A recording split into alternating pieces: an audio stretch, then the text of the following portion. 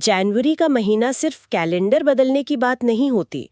अक्सर इस महीने में कुछ ऐसी चीजें होती हैं जो पूरे आने वाले साल की दिशा तय कर देती हैं। बिल्कुल, एक तरह से ये साल का टोन सेट करता है। और इस बार भी कुछ ऐसा ही हुआ है। हमारे हाथ जो दस्तावेज और विश्लेषण लगे हैं उनमें एक बहुत दिलचस्प बात सामने आई है। आर्थिक सर्वेक्षण में एक विचार रखा गया है कि भारत अब रणनीतिक लचीलेपन से, मतलब स्ट्रेटेजिक फ्लेक्सिबिलिटी से, सामरिक अनिवार्यता की ओर बढ़ रहा है। स्ट्रेटेजिक इंडिस्पेंसिबिलिटी। जी। ये सुनने में बहुत भारी शब्द लगता है, पर इसका मतलब बहुत सीधा है। क्या मतलब है इसका? मतलब ये कि भारत अब सिर्फ एक भरोसेमंद पार्टनर नहीं, बल्कि एक ऐसा देश बनने की कोशिश कर रहा है जिसके बिना दुनिया का काम चलना मुश्किल हो। एक ऐसा प्लेयर जिसे आप नजरअंदाज कर ही नहीं सकते। बिल्कुल। तो आज हम जनवरी 2026 की सबसे बड़ी घटनाओं को इसी नजरिए से देखेंगे। हमने प्रतियोगिता दर्पण जैसी पत्रिकाओं, सरकारी रिपोर्ट्स और विश्लेषणों को खंगाला है, ये समझने के लिए कि भारत के अनिवार्य यानी इंडिस्पेंसिबल बनने का ये सफर जमीन पर कैसा दिख रहा है। हाँ, कूटनीति से लेकर टेक्नोलॉजी तक कहाँ हम ये होते हुए देख रहे हैं और कहाँ चुनौतियां हैं। चलिए इस बड़ी तस्वीर को समझने की कोशिश करते हैं। और इसकी शुरुआत करने के 26 जनवरी से बेहतर और क्या हो सकता है। सही बात है। इस साल हमने अपना 77वां गणतंत्र दिवस मनाया और थीम थी वंदे मातरम के 150 वर्ष। लेकिन असल कहानी मेरे हिसाब से मेहमानों में छिपी थी। हाँ, इस बार मुख्य अतिथि थे यूरोपीय परिषद के अध्यक्ष एंटोनियो कोस्टा और यूरोपीय आयोग की अध्यक्ष उर्सुला वॉन डर लेयन। ये सिर्फ एक औपचारिक न्योता नहीं था, है ना? बिल्कुल नहीं। ये एक बहुत सोचा समझा कूटनीतिक कदम है। देखिए, आज की दुनिया में जहां अमेरिका और चीन के बीच एक तनाव है, यूरोप एक तीसरी बड़ी शक्ति है। उनके शीर्ष नेतृत्व का यहाँ होना ये दिखाता है कि भारत अब यूरोप के लिए एक अनिवार्य पार्टनर बनता जा रहा है। किन मायनों में? चाहे वो सप्लाई चेन हो, टेक्नोलॉजी हो या हिंद प्रशांत क्षेत्र में सुरक्षा की बात हो। ये सिर्फ दोस्ती नहीं, ये एक दूसरे की जरूरत को दिखाता है। अच्छा, और इस जरूरत की एक और झलक हमें एक और नियुक्ति में मिली। भारत के मुख्य निर्वाचन आयुक्त ज्ञानेश कुमार को international institute for democratic and electoral assistance यानी आइडिया का अध्यक्ष चुना गया है। हाँ, ये सुनने में तो एक सामान्य नियुक्ति लगती है, पर इसका मतलब क्या है? इसका मतलब बहुत गहरा है। आइडिया एक वैश्विक संस्था है जो दुनिया भर के देशों को उनकी लोकतांत्रिक और चुनावी प्रक्रिया को मजबूत करने में मदद करती है। ओके।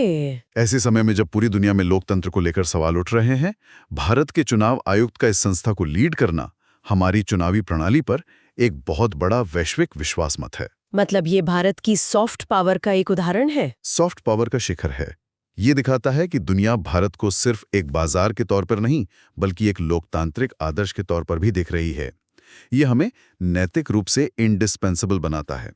तो एक तरफ हम यूरोप जैसे बड़े सहयोगियों के साथ रिश्ते मजबूत कर रहे हैं जी। और दूसरी तरफ अपनी लोकतांत्रिक साख को वैश्विक मंच पर स्थापित कर रहे हैं। लेकिन एक विश्लेषण ये भी कहता है कि भारत अब बड़े बड़े बहुपक्षीय मंचों से ज्यादा छोटे और रणनीतिक गठबंधनों पर ध्यान दे रहा है। ऐसा क्यों? क्योंकि दुनिया बदल गई है। कैसे? देखिए, संयुक्त राष्ट्र जैसे बड़े संगठनों में अब सहमति बनाना बहुत मुश्किल हो गया है। आज के दौर में असरदार काम छोटे केंद्रित समूहों में होता है। जैसे कि क्वाड? हाँ, जैसे क्वाड या I2U2। भारत समझ रहा है कि अगर उसे ग्लोबल साउथ की आवाज बनना है और अपने हितों की रक्षा करनी है, तो उसे ऐसे लचीले गठबंधन बनाने होंगे जहां वो एक अनिवार्य भूमिका निभा सके। ये बड़े तालाब की छोटी मछली होने के बजाय छोटे तालाब की बड़ी मछली बनने की रणनीति है, जहां आपका प्रभाव ज्यादा होता है। और जब हम वैश्विक बदलाव की बात कर रहे हैं तो चीन से एक बहुत बड़ी खबर आई है। वहां की जनसंख्या लगातार घट रही है, जिसे डेमोग्राफिक विंटर कहा जा रहा है। हाँ, ये हमारे लिए एक अवसर है या एक चेतावनी? ये दोनों हैं। अच्छा। अवसर इसलिए क्योंकि दुनिया की फैक्ट्री कहे जाने वाले चीन में जब काम करने वाले हाथ कम होंगे तो वैश्विक सप्लाई चेन में एक बहुत बड़ा खालीपन आएगा। और उस खालीपन को भरने के लिए दुनिया भारत की तरफ देखेगी। बिल्कुल, दुनिया किसी की तरफ तो देखेगी और भारत वहां एक मजबूत दावेदार है। इंडिस्पेंसिबल बनने का ये एक सुनहरा मौका है। लेकिन चेतावनी क्या है इसमें? चेतावनी ये है, फिर जनसंख्या का फायदा हमेशा नहीं रहता। अगर हमने अपनी युवा आबादी को सही कौशल, स्वास्थ्य और रोजगार नहीं दिया, तो आज जो हमारी ताकत है वो कल बोझ बन सकते हैं। हाँ, वो 20-30 साल बाद एक बोझ बन सकती है और हम भी उसी रास्ते पर जा सकते हैं जिस पर आज चीन है। चीन की ये खबर हमारे लिए एक अलार्म क्लॉक की तरह है। इस वैश्विक तस्वीर से अब जरा देश की अर्थव्यवस्था पर आते हैं। आर्थिक सर्वेक्षण 2025-26 का अनुमान है कि हमारी जीडीपी वृद्धि 7.5% रहेगी। जी। ये एक शानदार आंकड़ा है, लेकिन अक्सर इन बड़े आंकड़ों और जमीनी हकीकत में एक फासला महसूस होता है। आपका सवाल बिल्कुल सही है। देखिए, 7.5% की वृद्धि का मतलब है कि भारत लगातार चौथे साल दुनिया की सबसे तेजी से बढ़ने वाली प्रमुख अर्थव्यवस्था बना रहेगा। ये कोई छोटी बात नहीं है। नहीं, बिल्कुल नहीं। सर्वे कहता है कि ये मजबूत घरेलू मांग, बढ़ते निजी निवेश और सरकार के भारी पूंजीगत व्यय, मतलब सड़कों, बंदरगाहों पर हो रहे खर्च की वजह से है। ये वो इंजन हैं जो गाड़ी को खींच रहे हैं। लेकिन आम आदमी की जेब का क्या? महंगाई के मोर्चे पर एक चौंकाने वाला आंकड़ा आया है। हाँ, सीपीआई का। जी, अक्टूबर 2025 में उपभोक्ता मूल्य सूचकांक यानी सीपीआई सिर्फ 0.25% बढ़ा, जो 10 साल में सबसे कम है। ये बहुत बड़ी राहत है। लेकिन थोक मूल्य सूचकांक यानी डब्ल्यूपीआई तो -1.21% पर चला गया। इसका क्या मतलब है? क्या कंपनियों को उनके सामान का कम पैसा मिल रहा है? ये समझने वाली बात है और यहीं पे कहानी दिलचस्प हो जाती है। सीपीआई यानी वो महंगाई जो आप और हम बाजार में सामान खरीदते हुए महसूस करते हैं। हाँ, उसका लगभग शून्य होना आम लोगों के लिए बहुत बड़ी राहत है। लेकिन डब्ल्यूपीआई, जो फैक्ट्री के स्तर पर कीमतों को नापता है, उसका नेगेटिव होने का मतलब है कि उत्पादन की लागत घट रही है। अच्छा, तो ये कंपनियों के लिए अच्छा है। हाँ, ये कंपनियों के लिए अच्छा है क्योंकि उनका मुनाफा बढ़ सकता है। अगर ये रुझान बना रहता है तो इसका मतलब है कि भविष्य में भी महंगाई काबू में रहेगी और अर्थव्यवस्था स्थिर रहेगी। और यही स्थिरता है जो भारत को एक भरोसेमंद निवेश डेस्टिनेशन और एक इंडिस्पेंसेबल आर्थिक शक्ति बनाती है। ठीक है, तो एक स्थिर अर्थव्यवस्था वो बुनियाद है जिस पे आप भविष्य की इमारत खड़ी करते हैं। बिल्कुल। और ऐसा लग रहा है कि विज्ञान और टेक्नोलॉजी के क्षेत्र में हम वही कर रहे हैं। भारत जेन नाम से एक एआई लॉन्च हुआ है। क्या ये सिर्फ चैट जीपीटी का एक और भारतीय संस्करण है? नहीं नहीं, ये उससे कहीं ज्यादा है। कैसे? ये 22 भारतीय भाषाओं में काम करता है। अब जरा सोचिए, भारत की वो करोड़ों की आबादी जो अंग्रेजी नहीं बोलती, वो अब एआई की शक्ति का इस्तेमाल अपनी भाषा में कर पाएगी। ये तो बहुत बड़ा बदलाव ला सकता है। ये सिर्फ एक टेक्नोलॉजी नहीं, ये डिजिटल समावेश का एक जबरदस्त जरिया है। ये भारत को अपने ही लोगों के लिए इंडिस्पेंसेबल बना रहा है। ये दिखाता है कि हम सिर्फ पश्चिम की नकल नहीं कर रहे हैं, बल्कि अपनी जरूरतों के हिसाब से टेक्नोलॉजी बना रहे हैं। और ये सिर्फ सॉफ्टवेयर तक सीमित नहीं है। आईआईटी बॉम्बे ने भारत का पहला क्वांटम डायमंड माइक्रोस्कोप विकसित किया है। हाँ, ये सुनने में किसी साइंस फिक्शन फिल्म जैसा लगता है।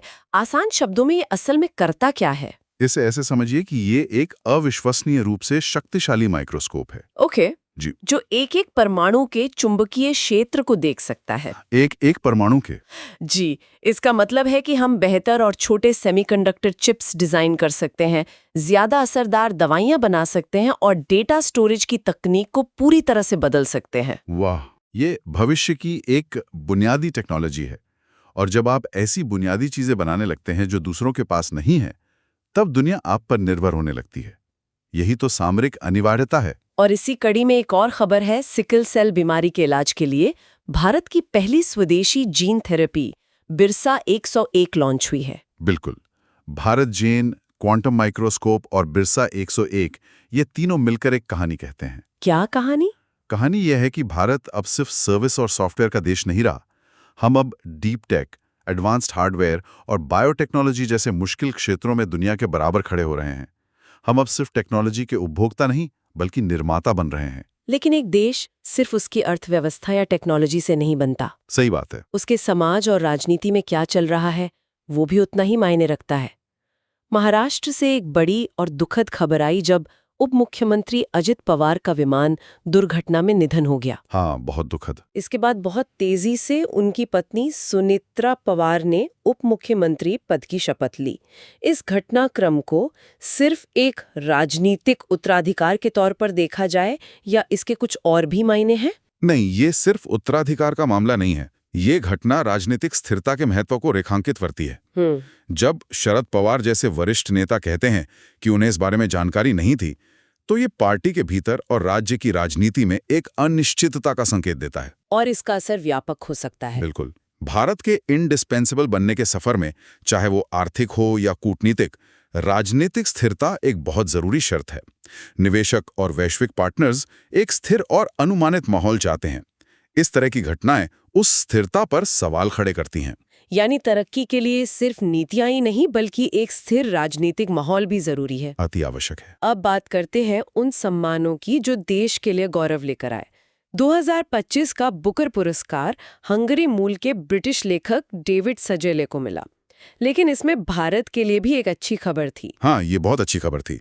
भारत की किरण देसाई की किताब the loneliness of Sonia and Sunny इस पुरस्कार के लिए शॉर्टलिस्ट हुई थी। भले ही वो जीती नहीं, पर शॉर्टलिस्ट होना भी एक बड़ी बात है। बहुत बड़ी बात है। दुनिया के सबसे प्रतिष्ठित साहित्यिक पुरस्कारों में से एक के लिए शॉर्टलिस्ट होना भी भारतीय साहित्य और हमारे लेखकों की वैश्विक पहुंच का एक बड़ा सबूत है। ये हमारी सांस्कृतिक शक्ति को दिखाता है। और अंत में उस खबर पर आते हैं जिसने पूरे देश को झूमने पर मजबूर कर दिया। हाँ, क्रिकेट।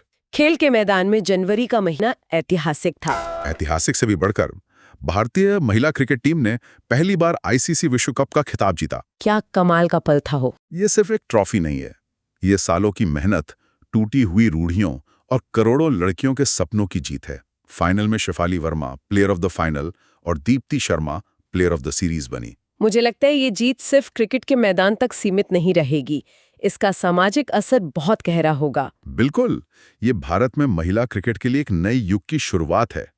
अब हजारों छोटी लड़कियां बैट उठाने का सपना देखेंगी। ये जीत समाज की सोच को बदलती है और महिला सशक्तिकरण की कहानी में एक सुनहरा पन्ना जोड़ती है। सही कहा आपने। ये वो क्षण होते हैं जो एक राष्ट्र के आत्मविश्वास को बढ़ाते हैं। जी। और जहां एक तरफ एक नए युग की शुरुआत हुई, वहीं टेनिस में एक युग का अंत भी हुआ। हाँ, रोहन बोपन्ना। दिग्गज खिलाड़ी रोहन बोपन्ना ने पेशेवर टेनिस से संन्यास ले लिया। हाँ, ये एक भावुक पल था। बोपन्ना ने एक शानदार करियर जिया, जिसमें उन्हें पद्मश्री और अर्जुन पुरस्कार से भी सम्मानित किया गया। सानिया मिर्जा के साथ उनकी जोड़ी को कौन भूल सकता है। उनकी कमी जरूर खलेगी, बहुत खलेगी, लेकिन वो एक बड़ी विरासत छोड़कर जा रहे हैं। और जाते जाते खेल जगत से एक और बड़ी खबर। 2030 के राष्ट्रमंडल खेलों की मेजबानी भारत के अहमदाबाद शहर को मिली है। ये खबर इसलिए भी खास है क्योंकि 2030 में राष्ट्रमंडल खेलों के 100 साल पूरे हो रहे हैं। अच्छा। हाँ, 2010 में दिल्ली के बाद 20 साल बाद ये खेल फिर से भारत लौट रहे हैं। ये दिखाता है कि भारत के पास अब विश्व स्तरीय खेल आयोजन करने की क्षमता और आत्मविश्वास दोनों हैं। ये भी वैश्विक मंच पर भारत की बढ़ती हैसियत का एक प्रतीक है। तो जब हम इन सारी घटनाओं को एक साथ देखते हैं, कूटनीति में सधा हुआ कदम, अर्थव्यवस्था की रफ्तार, टेक्नोलॉजी में छलांग और खेल में ऐतिहासिक जीत, तो ये सब उसी एक बड़ी कहानी की तरफ इशारा करते हैं जिसके साथ हमने शुरुआत की थी। बिल्कुल, ये सब भारत के सामरिक अनिवार्यता की ओर बढ़ने के अलग अलग पहलू हैं।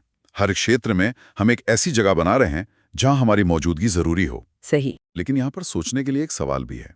क्या? आर्थिक सर्वेक्षण की ये बात कि भारत अब रणनीतिक लचीलेपन से सामरिक अनिवार्यता की ओर बढ़ रहा है, सुनने में बहुत अच्छी लगती है। लेकिन सवाल क्या है? सवाल यह है कि वैश्विक सप्लाई चेन और विश्व व्यवस्था में सच में एक अनिवार्य राष्ट्र बनने की राह में सबसे बड़ी बाधा क्या है? क्या वो बाहरी चुनौतियां हैं, जैसे जियोपॉलिटिकल तनाव या वैश्विक मंदी, या फिर हमारी अपनी अंदरूनी चुनौतियां? हाँ, या फिर हमारी अपनी अंदरूनी चुनौतियां जैसे राजनीतिक अस्थिरता, सामाजिक असमानता या अपनी विशाल आबादी की क्षमताओं का पूरा इस्तेमाल ना कर पाना। एक इंडिस्पेंसिबल देश बनने का सपना किस चीज पर ज्यादा निर्भर करता है, हमारी बाहरी रणनीति पर या हमारे अपने घर को मजबूत करने पर?